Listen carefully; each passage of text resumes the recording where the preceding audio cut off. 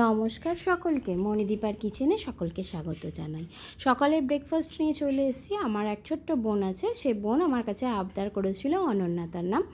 তো দিদি খুব কম তেলে কিছু হেলদি রেসিপি ব্রেকফাস্ট আমাকে শেয়ার করো। তো আমি এখানে 1 কাপ টক দই নিয়েছি এবং 1 কাপ সুজি নিয়েছি। তো মিক্সিতে ভালো করে ব্লেন্ড করে নিয়েছি।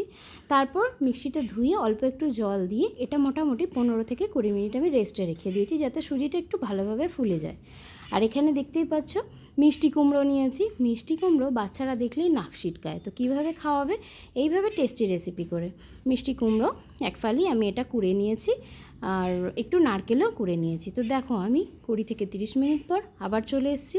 এখানে আমি মিষ্টি কুমড়োগুলো আগে মিশিয়ে দেব। দেখছো সুজিটা কতটা আমার ফুলে গেছে, একটু ঘনও হয়ে গেছে আমার ব্যাটারটা। তো এর মধ্যে অল্প একটু কাঁচা লঙ্কা দিয়েছি, ঝালটা তোমরা তোমাদের স্বাদ মতন, আর নুনটাও স্বাদ মতন তোমরা দিও। আর দিয়েছি এখানে গোটা জিরে। তো দিয়ে সুন্দর করে এটাকে ভালোভাবে আমি মিশিয়ে নিয়েছি। আর একটু দিয়েছি এর মধ্যে হলুদ 1 পিঞ্চ, যে কালারটা একটু ন্যাচারাল ইয়েলো ইয়েলো আসুক, খুব ভালো লাগবে। ফুড কালার ইউজ করার কোনো দরকারই নেই। যদি মনে করো যে হলুদ করবে না, সাদা সাদা রাখবে, তাহলে হলুদটা স্কিপ করতেই পারো।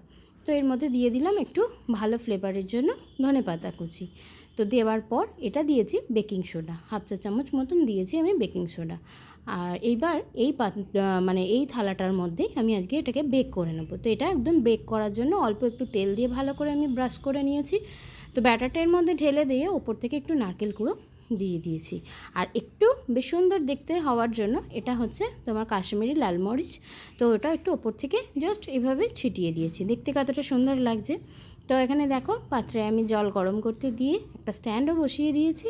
তার মধ্যে আমি এই বেক করার জন্য, মানে ভাপানোর জন্য থালাটার মধ্যে বসিয়ে দিয়েছি। মিনিট 15-20 পর এটা আমি নামিয়ে একটু ঠান্ডা করে নিয়েছি। তো ঠান্ডা করার পর দেখো আমি তোমাদের ফুটিয়ে দেখাচ্ছি। দেখো ছুটিটা একদম ক্লিয়ার হয়েও গেছে, খুব তাড়াতাড়ি হয়ে যায়। মানে যেহেতু সুজি এবং টক দই আছে, দেখো কি সুন্দর এটা আমার ছেড়ে ছেড়ে যাচ্ছে, থালার সাথে আটকে থাকছে না। তো এইভাবে ছুরির সাহায্যে আমি যে সাইডগুলো আছে সেগুলো সুন্দর করে আগে ছাড়িয়ে নিলাম।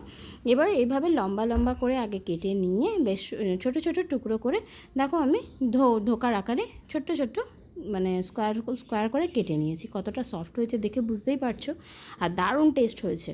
আজকে যেহেতু শনিবার, তো আমাদের নিরামিষ চলে, তো তার জন্য আমি এখানে পেঁয়াজ ব্যবহার করিনি। তোমরা কিন্তু পেঁয়াজ দিলে দিতে পারো, খুব সুন্দর খেতে হয়। তো ওটা তোমরা শুধুও খেয়ে নিতে পারো। এরপর আমি একটু ভাবলাম একটু টস করে নেওয়া যাক। তো এখানে অল্প একটু তেল দিয়ে সর্ষে আর কারি পাতা ফোড়ন দিয়ে আমি যে ভাপিয়ে রেখেছিলাম সুজির যে কিউবগুলো, সেগুলোকে আমি সুন্দর করে দেখো একটু করে ভেজে নিলাম। আর দিয়ে দিলাম ওপর থেকে একটুখানি নারকেল গুঁড়া। নারকেল গুঁড়োটা আমার ঘরেই থাকে না, এটা দিলে বেশ সুন্দর একটা ফ্লেভার আসে। খেতে না অনেকটা ধোকলাও লাগছিল, কিন্তু ধোকলা ঠিক নয়। তো আজকে স্যাটারডের যে ব্রেকফাস্ট দারুণ জমে গেছে।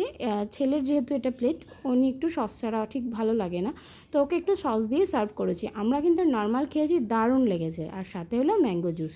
তো কেমন লাগলো তোমাদের রেসিপিটা অবশ্যই জানিও, কিন্তু এটা একদমই অয়েল ফ্রি রেসিপি। তো কেমন লাগলো তোমাদের? ভালো লাগলে অবশ্যই কমেন্ট করো, লাইক কমেন্ট শেয়ার করো, এবং একটা ছোট্ট শেয়ার করে দিও বন্ধুরা। টাটা।